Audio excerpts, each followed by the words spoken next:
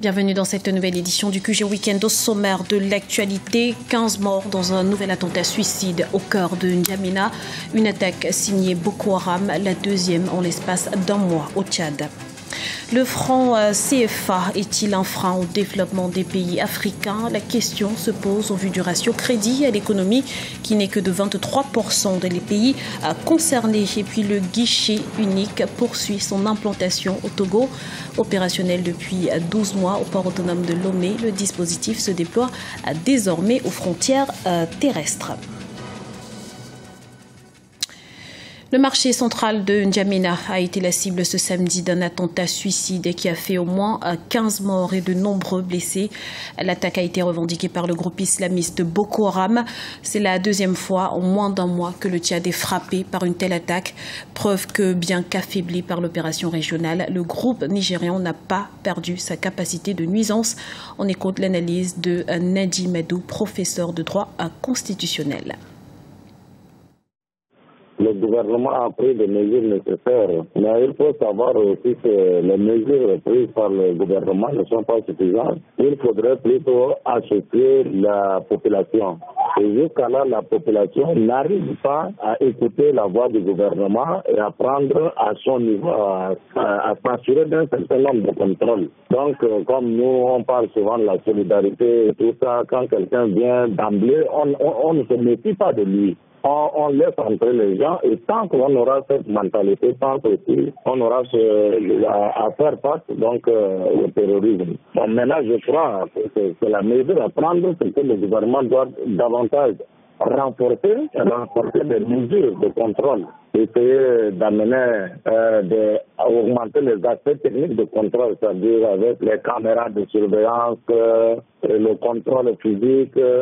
Mais le grand travail reste au niveau de la population. Si on veut finir avec le Boko Haram, je crois que la population doit être sensibilisée pour qu'à n'importe quel coin du territoire, les gens prennent conscience du danger et qu'ils se préparent en conséquence à dénoncer tout ce qui est suspect pour permettre aux autorités de prendre des mesures y afférentes. Faut-il réviser l'arrimage du CFA à l'euro? La question cristallise les débats. Nombreux sont les économistes qui pensent que le système actuel ne sert pas vraiment le développement des pays de la zone CFA. Les précisions de Lise Elsi à Kizimana. Le franc CFA, la communauté financière africaine, doit évoluer et servir à la croissance des pays de l'Afrique de l'Ouest et de l'Afrique centrale. Tel est le souhait de nombreux analystes économiques qui déplorent l'arrimage à l'euro du franc CFA. Cet alignement de la monnaie CFA à l'euro est pourtant synonyme de stabilité monétaire de la zone CFA, une situation qui ne serait pourtant pas favorable au développement des pays africains. Dans le cas des pays de la CEMAC, donc les pays de la zone franc de l'Afrique centrale, au 31 décembre 2014, il y avait environ 2800 milliards au trésor français. Certains estiment, et à juste titre, que seuls 20% de ce stock d'argent qui garantit le franc CFA devrait être au trésor français et les 80% restants devaient permettre de financer l'économie. Actuellement, les pays de la zone CFA doivent déposer au minimum 50% de leurs réserves de change auprès du Trésor public français sous forme de garantie pour le franc CFA. Une contrainte qui, selon certains spécialistes, pourrait pousser les pays de la zone franc à envisager l'abandon du franc CFA. Mais pour l'heure, c'est plutôt la perspective de son élargissement aux États membres de l'UEMOA et de la CEMAC qui est envisagée. À terme, va se poser la question de la zone franc et les critères qu'on continue d'appliquer. Parce que si jamais il faut l'élargir, faire en sorte qu'en Afrique de l'Ouest, on ait une même monnaie, aussi bien en Côte d'Ivoire qu'au Nigeria, on ne pourra plus fonctionner de la même façon. Déjà, vous savez bien que le franc CFA est un héritage de la colonisation. Donc, la France étant colonisateur de la Côte d'Ivoire et le Nigeria n'ayant pas été colonisé par la France, on n'aura pas les mêmes critères nécessairement. Le franc CFA va évoluer, ça prendra du temps nécessairement, mais à un moment, je crois qu'à terme, les pays africains vont gérer de façon autonome cette monnaie. Créé en 1945, le franc CFA est utilisé dans 14 pays africains, mais n'est pas encore unique dans tous les pays utilisateurs. En effet, le franc CFA des pays de l'Afrique de l'Ouest diffère de celui de l'Afrique centrale. Pour l'heure, la préoccupation est de mettre cette monnaie au service de la croissance et du développement des pays de la zone CFA.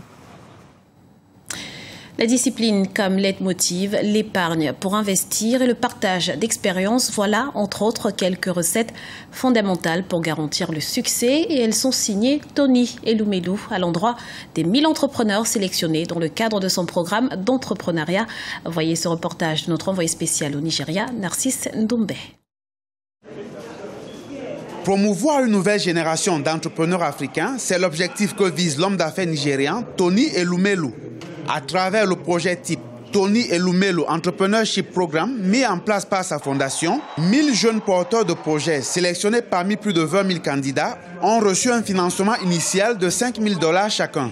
Sur les 10 prochaines années, la fondation du milliardaire nigérian envisage d'injecter pas moins de $100 millions dans la création d'entreprises en Afrique par les Africains.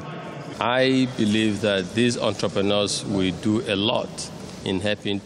Je suis persuadé que ces entrepreneurs contribueront énormément au développement du continent africain. L'entrepreneuriat est la clé du développement d'une nation moderne. Et l'Afrique récoltera les fruits du succès de ces entrepreneurs. Ce que vous avez vécu ce jour peut être considéré comme la renaissance dans ce 21e siècle à travers l'entrepreneuriat.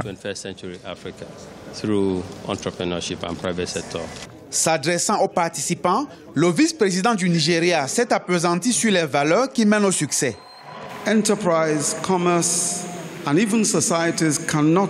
L'entreprise, à l'image de toute société humaine, ne peut tenir que si certaines valeurs morales sont prises en compte. Ces valeurs sont la discipline personnelle, l'esprit de partage, l'ardeur au travail et l'esprit d'innovation, l'intégrité, le remboursement des crédits, le respect des règles et des lois en vigueur, l'acquittement dans les délais des impôts et autres taxes. Pour les heureux bénéficiaires, ce financement de $5 000 reçus est une véritable rampe de lancement pour leurs activités. Ces $5 000 vont m'aider à créer vraiment le projet, car il était dans la partie idée. C'est monumental, mais surtout le plus important, c'est pour le message psychologique et mental que cela envoie aux jeunes Africains. Ça représente vraiment un grand investissement pour le début, quoi. On essaie pour créer d'emplois et puis essayer de développer le continent. Donc c'est un début que je n'espérais pas. $100 millions, c'est le plus grand geste philanthropique jamais réalisé en faveur des projets économiques africains, selon les analystes. Pour cette première édition du Tony Elumelou Entrepreneurship Programme, 30% des projets financés sont agricoles et pour la plupart portés par des femmes. Dynamisation de l'environnement des affaires au Bénin. Il faut dire que depuis bientôt 9 ans, tout est mis en œuvre pour que la destination Bénin soit davantage plus facile, plus rapide et moins coûteuse pour les investisseurs. Les détails avec Idelette Bissot. Pour contribuer à l'amélioration du climat des affaires au Bénin, les autorités ont mis en place un programme de réforme. La création du CPI, le Conseil présidentiel pour l'investissement, s'inscrit dans le cadre de la promotion du dialogue entre le secteur privé et le gouvernement. Depuis sa création en 2006, plusieurs réformes ont vu le jour dans le pays. Toutes visent à faciliter les affaires aux opérateurs économiques désireux d'investir au Bénin. Les relations entre les réformes et l'investissement, ça prend du temps pour vraiment les mesurer. Mais on peut déjà dire que le rapport de CUNICEF de l'année dernière, par exemple, indique que le Bénin, les investissements directs étrangers entrant au Bénin sont évalués à près de 320 millions de dollars.